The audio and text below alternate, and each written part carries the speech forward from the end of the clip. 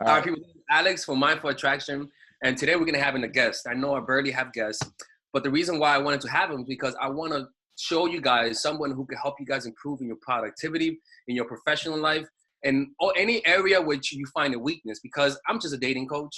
Just I have my own limitations, so I want to give you guys a gift of getting to know this dude, so that you could know his material and hopefully work with him. Because I like to think that from just 2 minutes of talking to him, he's pretty fucking good.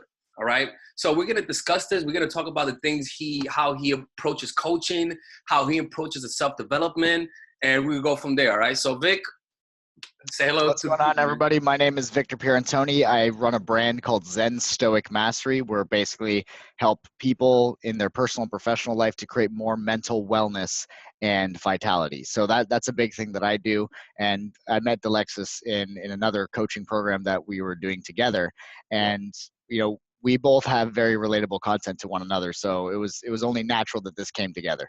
But what I want to know, and this is something I want to know this because I'm a big fan of Robert Greene, and one of his books, Mastery, talks about Yes. how the road to mastery, you require mentors, right? Hmm. And one of my things is that I really struggle just asking or even like identifying mentors. And you became a mentee for Adam, which is a person who Yes. we went to the seminar, and that was just random. I'm like, how the fuck are they friends now? Yeah. Like, tell me, how did that happen? How did you become his mentee? And like, how did they like? What advantages you have gotten that you would not gotten from that?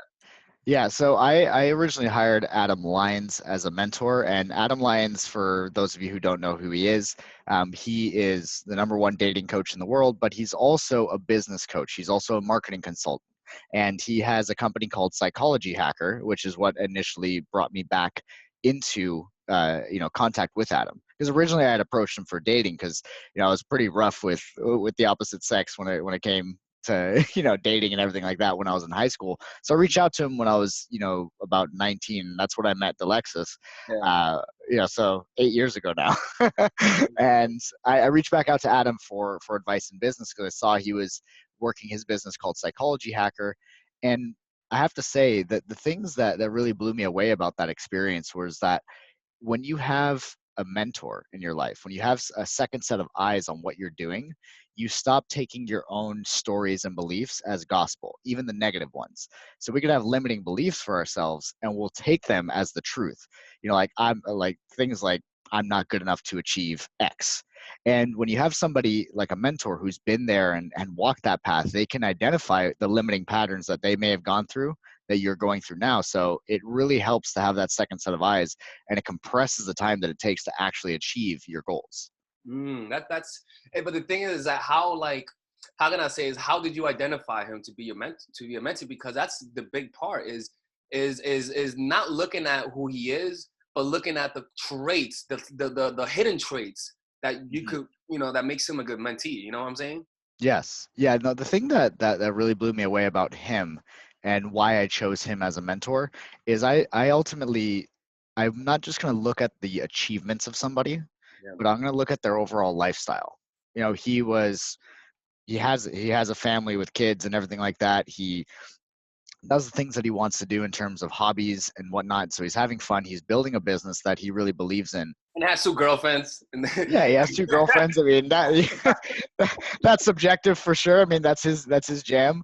But the point was, like this guy on all levels is living a very congruent life, living a life that he's on a mission, he's compelled by something, but he's also having time for his kids, for his hobbies, and still being able to have fun and do the things that he likes. So I look at the overall lifestyle of somebody, I'm like, okay, because a mentor and a coach are two different things. A mentor is somebody who's been there, done that, whereas a coach doesn't necessarily have to have experience in your field, because they're more so understanding the psychology of what it takes to succeed in anything, right? Basic principles of psychology.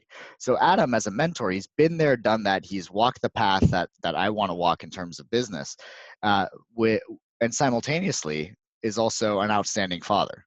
So I look at that and I really gravitate towards it, because I'm like, okay, if I'm gonna choose a mentor, it's got to be somebody whose lifestyle I respect and appreciate. Yeah, yeah, yeah. You know what's funny is that in Mastery, Robert Greene says that don't pick the mentors who have a high reputation. Mm, because reputation sometimes does not equal someone's real character. correct. You know. It could be a facade that they're putting on. Yeah, or sometimes your reputation is that your weakness in disguise. You know, like Yes. perfectionism. No, he's not. He just doesn't know how to delegate work, and so he tries to control everything. Right. Yeah. Exactly. And it comes off as insincere, right? It kind of creates some uncertainty in people who are really looking into it. Like if somebody's too perfect, then they're not relatable. They're not human. So we Hmm. want to be able to see people's flaws and have people who can be honest and transparent with us. Yeah, and mentors that allows you to see his flaws. That's important Yeah. right there. Yeah. Yeah. Let me ask you this, dude. Like, how? Because I know you coach your clients and stuff like that, but like everyone has a different perspective on how to and how people change. You know, and as you know, like I actually came to him for because people not smoke weed. I actually came to him for that, and what I want to know is because again, like just the way you talk about self help and how just some of the things you say, it just resonates with me. So, what's Mhm. your take on how to create lasting change? You know, because I'll be honest with you, I stopped smoking for like 3 months, for like 1 month. For some reason, I don't know what the fuck happened. I stopped smoking, but coincidentally, I already planned a trip to Amsterdam that same month, right? Yes. At the same time when I quit was the time when I had a trip. So what I want to know is how do you create that lasting change? Because that's something that you work on with your clients. Yeah, for sure. I mean, a And lot of where, what we where do do. people get wrong too? That also too about changing. Where do people get wrong about that? So I'll answer the first part first and then get into what people get wrong about it. But essentially, what you always want to remember about creating a lasting change in somebody is it requires a shift of somebody's model of the world. See, as human beings, we always communicate to ourselves and others in the form of stories. We're not necessarily making logical statements and thoughts. We think we are, or we frame it that way in our heads, but really it's a story, it's a narrative that we're buying into. So as long as somebody's living the same story of their limitation, they're always going to continue in that. Now, let's say something like smoking weed. Behind smoking weed, on an objective level, there's no negative or positive to that. It is what it is. It's smoking weed. Let's just call it that. What we want to understand first and foremost is first, what's the positive intention? What are they trying to achieve that's good by doing this? So somebody, if they were smoking weed, for instance, the positive intention might be to take the edge off, to reduce stress, right? Which is coming from a good place, but the vehicle can eventually become destructive if you blindly rely on it as your way of reducing stress. So that's one of the things to remember and to keep in mind is that we always think in stories. So in order to break a story or change it, we have to first understand why it's being told in the first place. So that is what's called a positive intention. If you can see the positive intention behind your negative behaviors and actually come from a place of appreciation, then you begin to change. But most people don't change, and one of the things that they get wrong is that they judge themselves for the negative behavior. They judge themselves. They don't take time to actually acknowledge why they're doing it.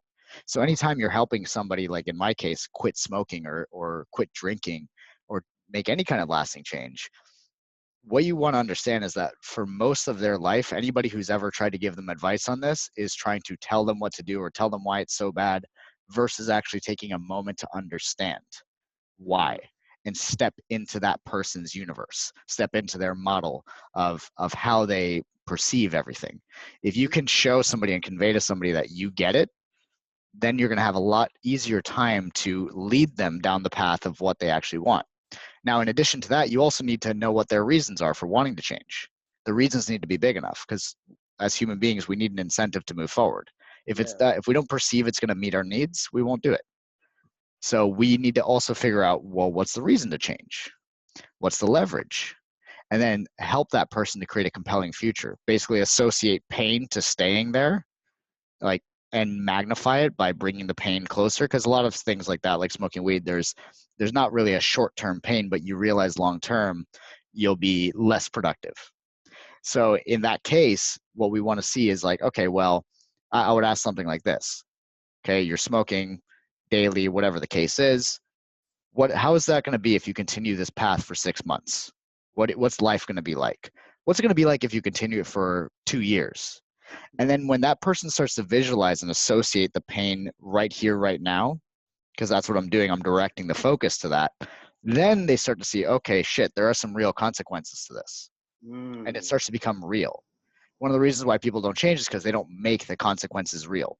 And we do a lot more to avoid pain than we do to move towards pleasure. So we Mm. need to understand, well, what's the pain associated to keeping this, and then what's life going to be like when you let it go, when you replace it with something different. From that point, you can help that person create a compelling vision, a new story, a new belief system, by still meeting their original positive intention, but doing so in a way that is a more constructive vehicle for them. Does that That, make that sense? that's fascinating. It's almost like you're showing them, you're linking them to the inevitable, the pain, Yes, which is what they're trying to suppress. You correct. know? I'll tell you something, man. I remember when I did stop smoking, my Hmm. mindset was completely different. You know what I thought? I saw how ridiculous my actions was. Like, I swear to God, I was like, how stupid was I to go to travel to Brooklyn just to get weed? What? That's a lot of time spent. You're like, man, I Yeah. could be doing But a lot of other things with that. but what I want to know is that why is it that when I do start again, it doesn't sound as ridiculous anymore? You It's know? the story, right? We're always compelled to stick to our narrative. So what that means essentially is this: there's a great book when it comes to telling stories in marketing that's called story selling. And one Mm. of the things that they talk about in that book, which I recommend that book for anybody who's doing any kind of marketing for their business or anything like that. One of the things they talk about in story selling is the power that stories have over us. The scary thing about stories is that when you attach yourself to a narrative because it's grabbing you emotionally, you're going to stick to it beyond rationality if you're blindly following the story. Mm. And you would blindly follow the story because it gives you a sense of certainty, it meets your needs in some way, it makes you feel like you're bigger than you are, and that's the whole reason that we create stories. So in that book they talk about how people will not build a story out of the facts. They'll cherry pick their facts out of the story that they have. So you can see this whenever there's like a political race, right? You got Democrats and Republicans, they both have their narrative, they both have their story. And even if they present facts to one another about why their candidate sucks or whatever the case is, it doesn't matter because they're so wrapped up in the narrative and doing so blindly beyond rationality, which is why one of the things that I teach is Stoic philosophy in my coaching, right? To make sure that there's reasoning there, that you're not being consumed by passion, because Mm. passion is an all-consuming type of emotion. So it's not wrong to have passion, but to overindulge in it and let it be your operating system makes you follow things beyond rationality. So, in other words, we will become addicted to our stories because they actually release the same hormone that makes us fall in love, of oxytocin. When you tell a story or you're being told a story and your emotions are being heightened, you're almost falling in love with that narrative. And that includes the limiting stories you tell yourself. Wow, it's almost like it becomes comforting. It's not even like Yes. good, it's just familiar. Yes, exactly. So even if you think the story's shit, it's a story that you know. Fuck me, man. That's some bullshit, man. It's like the thing is that it's all the problem happens when it's unconscious.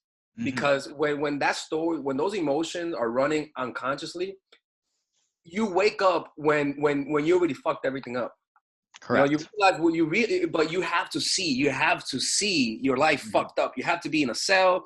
You have to be alone in your room with 5 blunts, just smoke 5 blunts in There order for needs you to to be feel some that. pain, some leverage, right? That's how we learn. We learn through the hardships. And one of the best ways that I've learned to understand story was actually through Guy Ritchie. So I don't know if you saw the Yeah, Rogan? episode of him on Joe Rogan, Yeah, yeah, right? yeah. The prodigal son story. And for those listeners who haven't heard this story, this has taught me more about the way people tell stories than almost anything else, or at least this is the thing that tied it all together from all my other study. And the thing about that story, so the prodigal son story from the Bible, it's a parable. And in this story, just to give the summary of it, there is a father with two sons, an older son and a younger son. And the younger son wants to have his inheritance. He wants to go out and spend his inheritance and go adventure all over the world and do whatever he needs to do. So reluctantly, the father ends up saying, okay, you can have it. Now, the older son was always compliant with his dad. He always obeyed his dad, didn't step out of the lines for any reason whatsoever. And the younger son was basically the complete opposite. So he goes out, he starts, being very wasteful, starts going crazy with his adventures and everything like that. And eventually he gets to a point where he is losing, all of the inheritance, right? He's running out. And then he has to end up feeding food to pigs as a job, like just to kind of survive. And eventually it gets so bad that he can't even, like, that's not even working for him. So he wants to come back home. Now the father catches wind of this, like he hears about it, from somebody. And the father is like, gets all excited. And he's like, oh, okay, we need to sacrifice the fattened calf in order to create a feast for his coming home. And the older son's like, what the fuck? he's like, I've listened to you, I've obeyed you, and here my younger brother goes against everything that you do, and you're here just ready to welcome him back. Like, I want to know the story. What's going on? And his dad says to him, he's like, yes, that's true, but we have to focus on the gratitude and the joy that comes with him coming back, with him returning home. And the older son couldn't get that. Like, it just wouldn't process in his mind. He's like, you just don't worry, you're a good boy. You just take a step to the side and let this happen. So the younger son comes back and he goes, Dad, will you take me back? And the father says, you were lost and now you're found. Now that's the end of the story. It doesn't make that much sense in a literal sense. You can get very subjective with it, like, oh, dad shouldn't have done that. He should have been nicer to the older brother, whatever the case is. But as Guy Ritchie explained it, the essence of that story is that you are the father. You're enough. You've always been enough. The younger son is the rebellious, wild entity within you that needs to go out and see what the world's all about. Whereas the older brother is your intellect and your ego trying to please what it believes is expected of it. And there's a significance in the wastefulness of the journey. So we need to fuck up. We need to have challenges in order to actually see the value of ourselves. In the younger son's attempt to escape himself, he had to lose things. He had to lose all these things to realize that none of his adventures and his experiences and his material riches had anything to do with his self-worth. And so when he came back, the father accepted him. And when you come back into that state, into your center, you realize that your fuck-ups actually teach you more than they take away, if you're willing to look at them. But the intellect, the older brother, will never see that. Your ego will never see that. It'll always look at it as a setback instead of an opportunity. And so in order to reconcile this, we can't let that part of ourselves lead. We need to come back to the point where we know we're enough and we have that internal certainty to be like, okay, I fucked up, but this is what I learned, and this is how I'm going to continue moving forward. Dude, that is so fucking fascinating, because like, you cannot think of your life, you cannot see an improvement in your life without first seeing a dip. Correct. Like there's no such thing as this. This is what causes this. Let me tell you something, man. Like, it's fascinating, because just think about almost anything that you do that is actually of help. It all began from a place of need and from you trying to find the answers. Let me show you something, man. Like, yesterday this happened to me, where I was at the doctor's, and I didn't know about deductibles. I thought deductibles meant that they deducted and they pay. So I realized I owe like $1,500 on medical bills, and I'm like, what the fuck, right? So then I panicked, right? My body got a news, and my body was panicking, and I was like, fuck, I cannot believe this. And then suddenly I was like, all right, what are you gonna do now? Right? And then suddenly when I was like, what am I gonna do now? My emotions were turning, but it was like a light seen through the darkness. I was like, what am I gonna do? And suddenly I relaxed. And then I was like, all right, I'm gonna make more videos. I'm gonna be more on top of my coaching, right? I'm gonna work on more product that I was gonna work on for guys. So now I'm working on a product that I was procrastinating, right? But how did it happen? It didn't happen because I had a problem. It happened because in the midst of the problem, I said to myself, all right, how can I make this benefit me? How can this help me in the long? How can I make this something that will potentially change my whole life? And it did. But it's kind of like I was, and I'll be honest with you, I was acting very complacent before this moment. Before noticing before having that little news, I was spending more money. I was acting irrationally. But the problem forced me to think rationally. Of course, it does. The one thing that I always tell clients, Because going back into Stoic philosophy, Yeah. one thing that they value is putting yourself in adversity every single day, right? Challenging yourself in some way or another so that you're growing, because complacency and comfort distort your perception of yourself and what you're capable of, right? It makes smart people, or it makes, smart people think that they know everything and that they're fine and they've figured it all out. And then life comes in and like hits you with something like that. So one thing I always tell clients is like, either you choose to put yourself in challenge and grow from it, or life will give you the challenge that you didn't want. And then you're forced to grow from it. So for me, my daily adversity is like, I go to jujitsu. There's not a lot that can bother you when you have people trying to choke you out all the time. All right. So it's like, that's the adversity that I put myself in on purpose, to make sure I'm always maintaining a humble view of myself. Because as I become more successful financially, and I get more comfortable, my perception of self starts to distort more and more. So I need to make sure that, even more so when I'm being successful, that I'm working out, that I'm challenging myself, that I'm remembering that I'm still just a man. and and that's something that really puts things into perspective, is to consistently challenge yourself. Otherwise it's going to come and hit you in the face like that. Yeah. And not a bad thing, right? You had some gifts come out of that.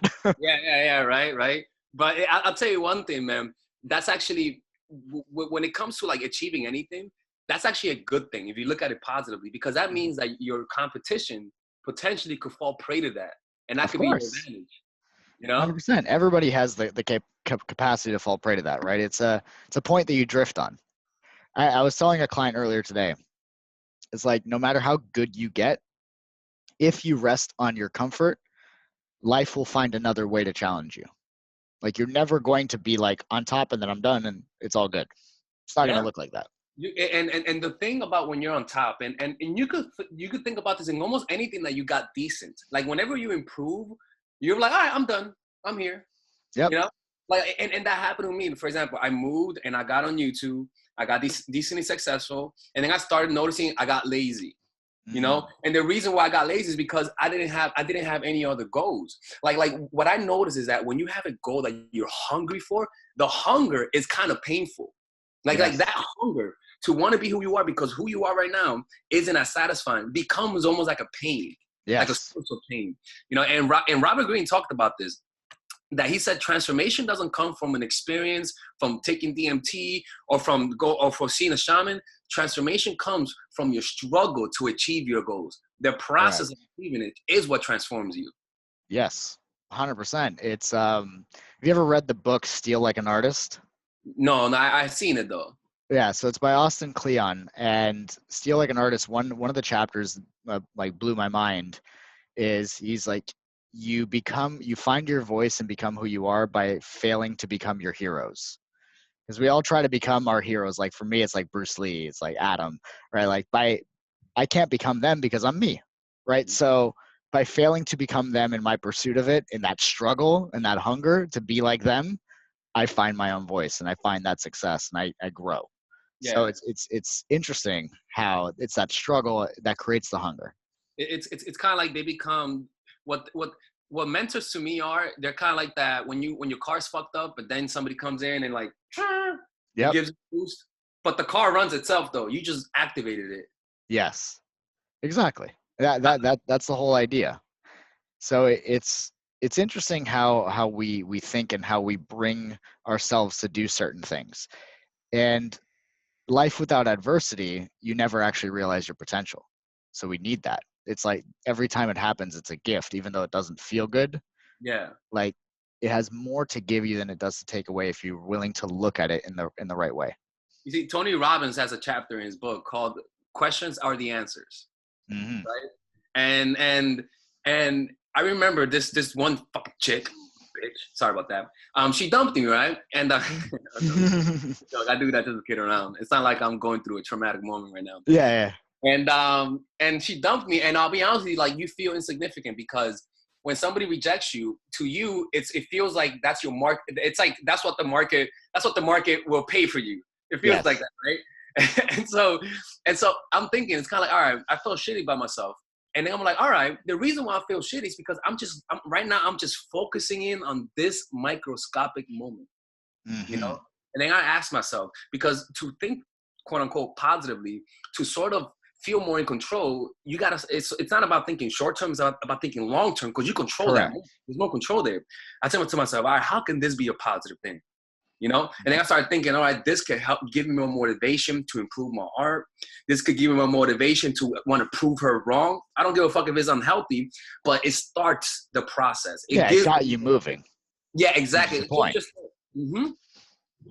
Interesting. Yeah, that's an interesting concept, especially because one of the things, there's a book called The Road Less Stupid by Keith Cunningham that has been like my go-to business book. And it's all about how to think in business. And one thing that he says in there that, like, one of my biggest takeaways from it that applies to coaching scenarios as well as basically what you did there is, he is saying, when you make a statement, you trick your brain into thinking that what you're saying is a fact. And more than likely, it's an assumption or it's an opinion. But when you ask a question, you tell your brain that this is something that can be solved, because you're asking a question. You're opening a loop versus closing one. So the moment you make a statement, you're closing the loop because you're saying this is a fact. And that's where the story comes, right? We create stories out of our own opinions, not necessarily facts. But we say it so much, we say it with such conviction and certainty that it feels like it becomes, the way things are. Yeah, But the yeah. reality is it's bullshit. Yeah, it's kind of like when those are, I think those are called subnormalities, right? Mm-hmm. What is it? Subnormalities? Submodalities. Submodalities, like the way that you hear certain voices in your Mm-hmm. head affects the way it affects your physiology and stuff like that. I believe so. Yeah. The way that I see it, there's I'm mentioning a lot of books on this discussion, but there's another one that I read, because I kind of take from many different sources and begin to create my philosophy. But there's a book called Untethered Soul that talks about the voice in your head. Michael Singer. And one concept in Zen is the practice of non-self, like not to focus on the self. So if there is no self, then what we're creating in terms of our personality or the state of mind that we're in that very moment, the emotional state, is a construct. It's something that we're making up, right? We create our personalities through the experiences of our lives, and we go to the emotional states that we do on a regular basis, like what we become habitually addicted to, emotionally speaking. So like angry people will always find a way to get angry. Guilty people always find a way to feel guilty. Happy people will always find a way to feel happy about something or positive, right? So we have emotional homes that we go to. But the thing is, you are not the emotion. You're not the state that you're going into. So one line of questioning that I will have clients ask themselves is, instead of asking, how do I solve this problem, which assumes like there is a self and it's all about you, I ask the question instead, what part of me is being affected right now? The reason why I ask that is because I acknowledge that as a human being, there are many sides to my personality. Like, you're different when you're with family versus when you're with friends versus when you're at work versus when you're in the gym. Like, you have different personas, if you will. And so I ask myself, almost, what part of me is being affected? Like, which of my personas is being affected right now? Is it the insecure high school kid that I used to be that is being jealous over this one situation right now, or feeling, left out?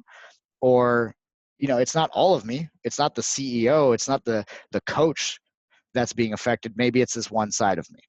And so the next question that I ask is, which part of me is unaffected right now? Well, the part of me that's unaffected is the athlete. It's the warrior, like however I want to say it, right? These are personas that I can create. And then I ask myself, okay, well, what needs to happen in order for me to lead with that unaffected part? So let's say it's the insecure teenager that's affected by this situation that's putting me in a shitty state. And then the unaffected part of me is the business owner, the CEO of my company. That part of me is unaffected. Okay, what needs to happen in order for me to lead with that part? Yeah. I may need to change my physiology. I may need to breathe the way that I might in that situation. I may need to start asking questions or walking a certain way, or start taking an action. But I use a series of questions so that I'm not taking my own bullshit personally. Dude, it's fascinating. I was thinking, it's kind of like when, let's say you're a parent, God forbid. Let's say you're a parent, right? And let's say you're going through hard times, right? and you feel like you're gonna give up, right? And then you realize you have kids. You're like, Mhm. I gotta do it for my kid. It's kind of Yeah. like that parent part of you steps up, Right. right? Exactly. That's a And different persona exactly, and you than feel the different. selfish part. You're like, fuck it, man. Yeah, you're unselfish part. Yeah, yeah, yeah. And it's like, I don't think people notice that shift. Like I Mhm. don't think people pay attention to those little moments of when they really power up. They don't Mhm. notice it, right? Like you can be like, fuck, man, I cannot believe this happened.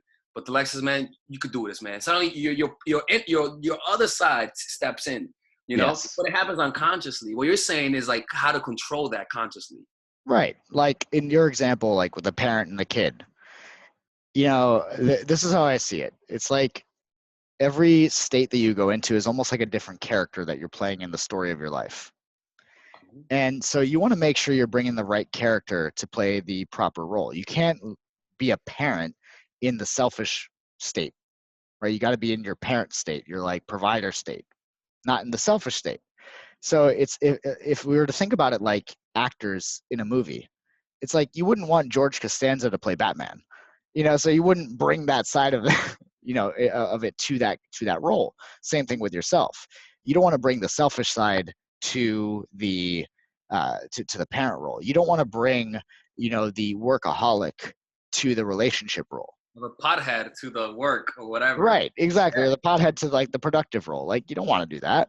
So if you're able to objectify your own emotional states into like almost like characters, it helps you to be like, okay, hold on.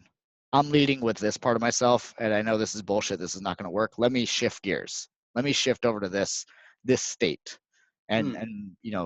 ultimately begin to feel different. Dude, fascinating because when I smoke weed, when I wake up in the morning, I'm like, I ain't smoking. Mm-hmm. So it's kind of like, because I feel different. There's not a lot of stress. I'm relaxed, right? And then there's a moment where the idea comes in, and then it's kind of like the idea of not smoking is not even there. It's like Right. two completely different people, So it's kind of like, how do you change those triggers? Like when something usually triggers your weak self, like how do you train yourself to like to allow the other part of you that's more powerful to come out? Because it's one thing.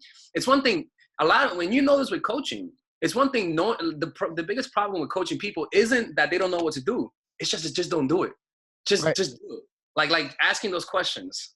100%. So one of my coaches taught me because he at one point was an alcoholic and then he was able to come out of it himself and begin to help other alcoholics. And then he became a coach, for people professionally and personally. And he taught me about the cycle of addictions. And it was really interesting the way that he helps to solve it. So basically what he does is he says, recognize the difference between triggers and warning signs. So a warning sign, for instance, is a specific state that you go into. Maybe a warning sign for wanting to smoke pot is anxiety, and a trigger is like seeing the pot, like in your environment.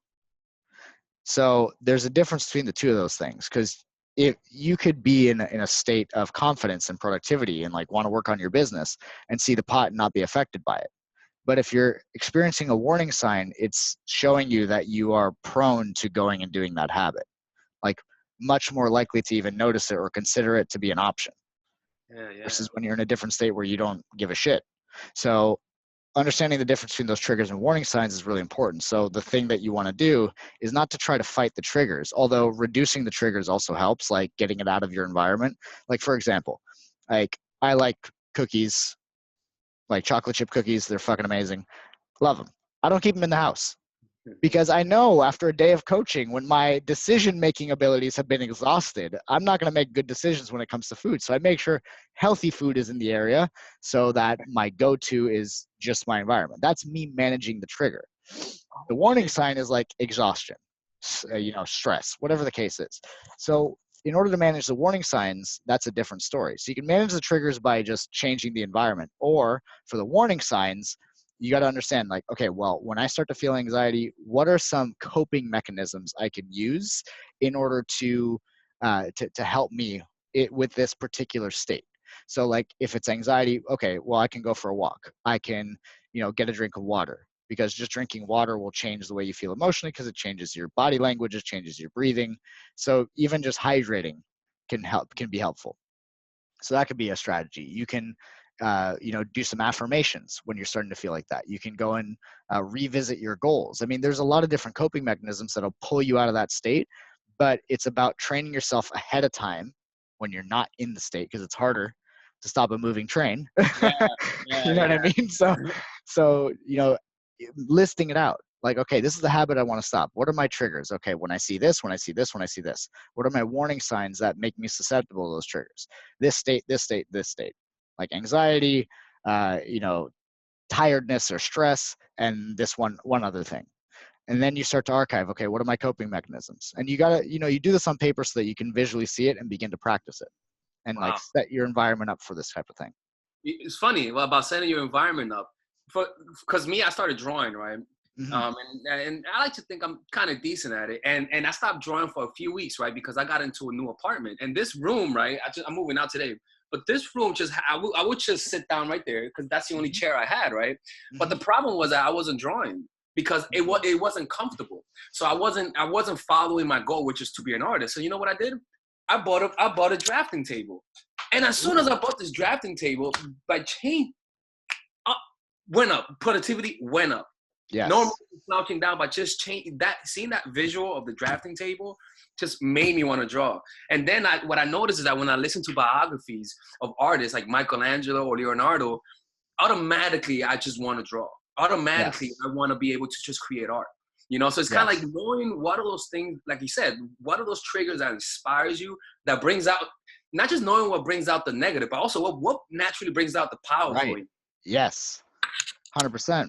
I mean, I see the same thing. If I see like any kind of martial arts equipment in my office, which is where I have like my mats and everything like that, I'm like already triggered to want to do that.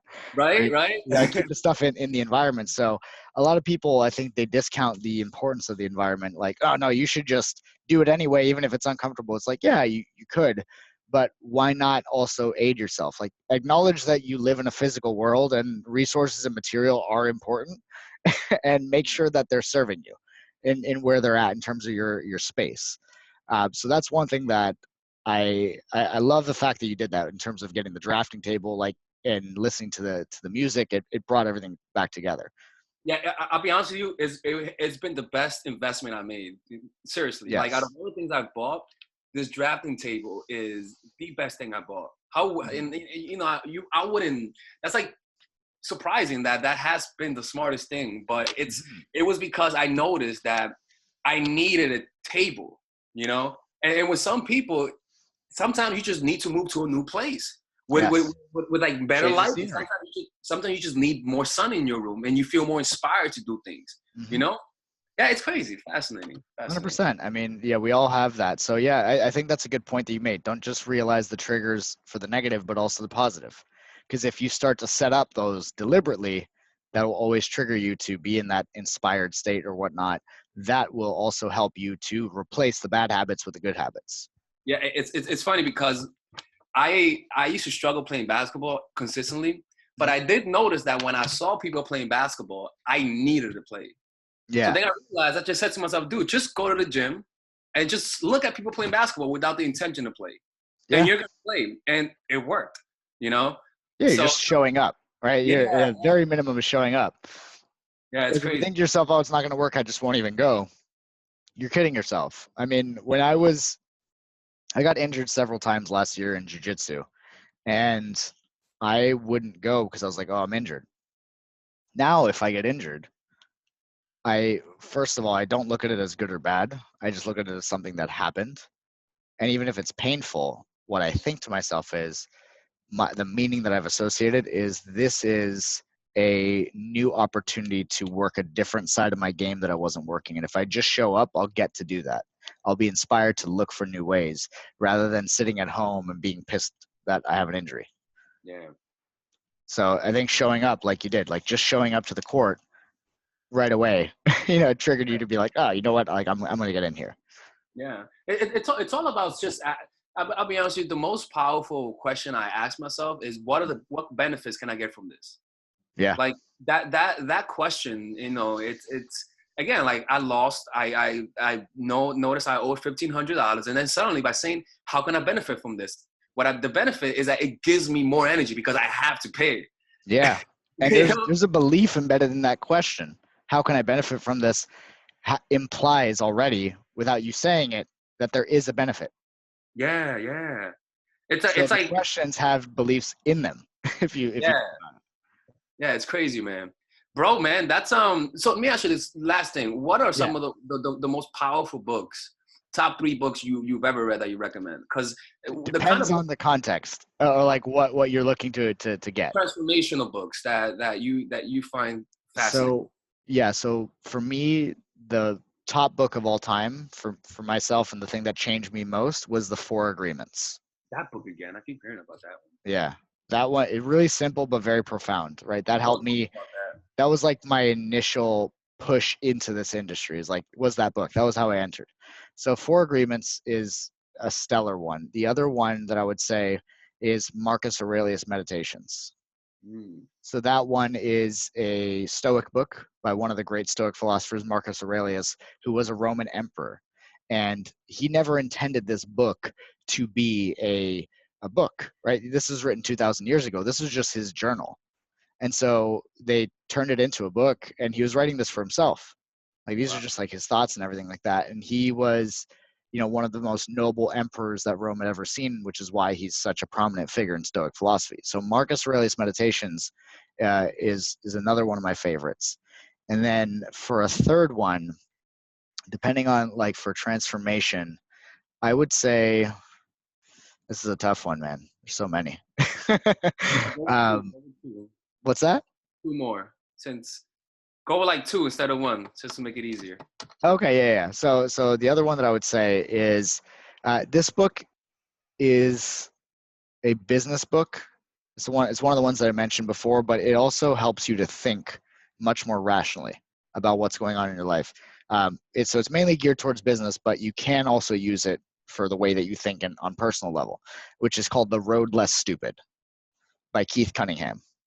So it's a book all about thinking and all about how to think properly. That's where I learned that when you say something as a statement, it makes you think it's a fact.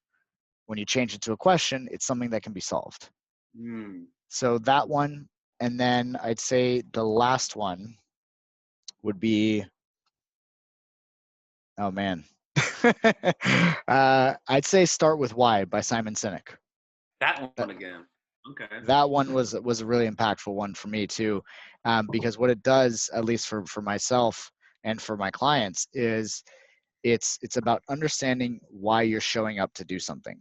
And I believe that anything that you do in life, you need to know why you're doing it. Like, blindly following something because of dogma, because you're living with the results of other people's thinking, or saying things like, this is just the way that it is, or this is what I've always done, that is going to be one of the most damaging things, and one of the biggest causes of suffering, is that you're attached to something and you have no idea why. You have no reason behind it. So understanding your why and why you get up every day is one of the things that will not only drive you more so than anything else, but it will also give you a sense of fulfillment, that you are leading your life on your terms. You're not being blindly dragged around. So It's like that, knowing your voice from other people's voices. yes, Yeah, yeah, definitely. yeah. So I would say those are the book. Four Agreements, Marcus Aurelius Meditations, The Road Less Stupid, and Start With Why.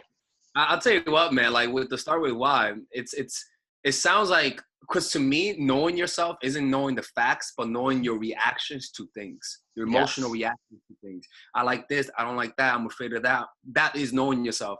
And Yes. knowing yourself, particularly in that book, is one of the few things that just knowing yourself is the means to an end. That is the end.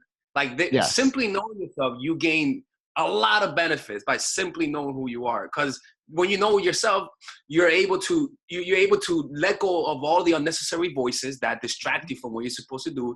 And also it allows you to sort of believe in yourself more, because once you believe in yourself, there's nothing you can't do. You know, Yes. It's true. once you know yourself, your true nature, you realize that your potential is unlimited. And then you Yeah. realize you have more than 60 years left on this earth. Oh yeah. You know? It comes back to being honest with yourself. You know, knowing yourself, being honest with yourself. And that's a big thing that I talk about on my podcast, on a lot of the videos that I do. So for any of your listeners, if you guys enjoyed this content, you can find me on any platform that has podcasts. So iTunes, Spotify, Google, whatever you use. The Zen Stoic podcast is my podcast. My Instagram, @ZenStoic_V, or you can find me on Facebook at Zen Stoic Mastery. So those will be the places where you can find more of this content. Delexis and I will definitely get on again because I'm sure there's a lot more that we got to say here. Right. Why don't you get on YouTube, bro? Like, that's the next step, baby. Yeah. building the foundation of all of these things. So yeah, YouTube is my next go-to. I see you've been killing the game on that. So I was lucky. I mean, I'll be honest with you. Like, it's funny. I got on YouTube because I once made a video about how to stop smoking weed. Interesting. And I made it for myself, just to guide myself. And I gave it a title so that I could search it for myself. And then when I went to search it, it had like 70,000 views. And I was like, what the fuck? I'm going to get fired from work because they know I smoke. That's awesome, man. That thing made me realize that when I quit my job, I was like, you know what? Let's try YouTube because at that one time I had views. It's crazy, right? I dig that. That's definitely my next step. So I'll definitely be asking some questions offline. Let me know, bro. Bro. Like I have a simple formula that. So if you're ever interested, just let me know. It's very simple. I got you, man. Just all right. Me up. I dig it, man. Delexis, thank you so much for having me on, brother.